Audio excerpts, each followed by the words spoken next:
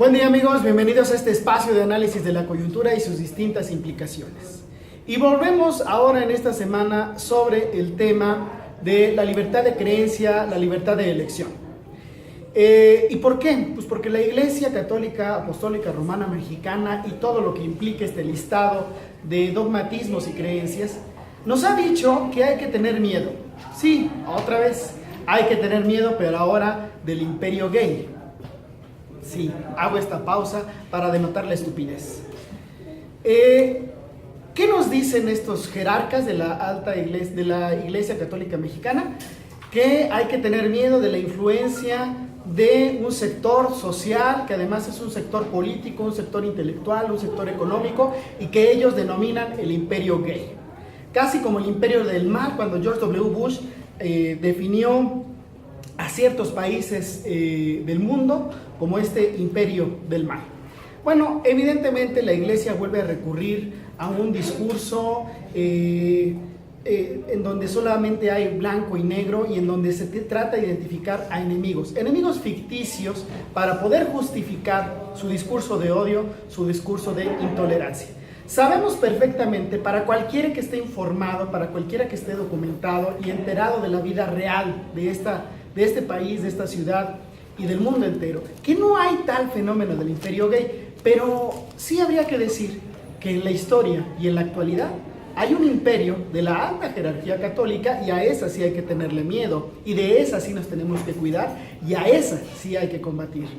El imperio de la Iglesia Católica Romana, en su alta jerarquía por lo menos, ha violado multitud de derechos, multitud de libertades, por lo menos desde que surgió, es decir, estamos hablando del siglo V de nuestra era. La Iglesia es una de las instituciones más viejas en el mundo, en la historia de la humanidad. Y desde entonces ha tratado de imponerse como la máxima forma de creencia religiosa en el mundo. Claro, descalificando, denostando en contra de otras formas religiosas, de otras formas de pensar en el ámbito espiritual y moral. ¿Cómo lo logra? Imponiendo, violentando, masacrando. Eso es lo que ha hecho la alta jerarquía católica a lo largo de los últimos 1500 años. El continente americano es un claro ejemplo. Civilizaciones enteras que tuvieron que transformar de raíz sus creencias religiosas en aras de un discurso que se decía salvador y que se decía único. Sabemos esa historia de la evangelización que solo en unos contados casos tuvo ejemplos afortunados.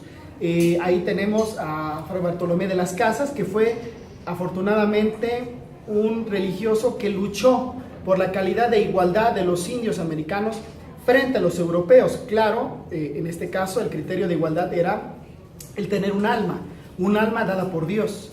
Pero esto lo logró Fray Bartolomé de las Casas, es decir, un individuo entre toda una realidad institucional e ideológica que lo que buscaba era imponer. Y la imposición no solamente implicaba la destrucción de bibliotecas, de documentos, de monumentos, también implicó, y lo sabemos perfectamente, la destrucción de vidas y de pueblos enteros. Y no solamente en América, en Europa misma. Preguntemos o analicemos, investiguemos lo que sucedió con miles de mujeres que en pueblos primitivos europeos, al ser sometidos a la evangelización, a la cristianización, fueron acusadas de brujas. Mujeres que lo único que hacían era preservar el conocimiento herbolario, el conocimiento moral de sus pueblos. En sociedades que tenían estructuras matriarcales, esas mujeres eran vitales. Bueno, la Iglesia, para combatirlas, las tachó de brujas. Hoy día sabemos perfectamente que la Iglesia, este imperio que tiene, también lo ha sostenido por vía financiera.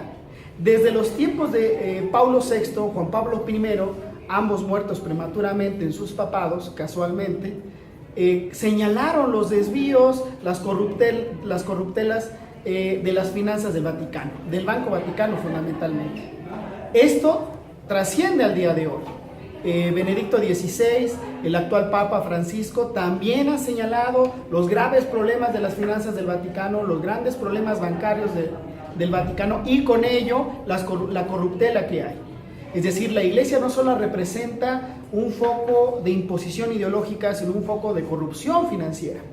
Y si vamos más allá, pues veamos los terribles casos de pederastia que hay en el mundo occidental, al menos, el gran escándalo que hubo en los Estados Unidos, pero también en México, en donde los pederastas son sacerdotes y sacerdotes protegidos por la alta jerarquía católica. En el caso mexicano, muy concretamente, por Norberto Rivera Carrera, arzobispo de Primado de México, que ha protegido, y eso está documentado judicial, periodísticamente, ha protegido a pederastas señalados y acusados directamente.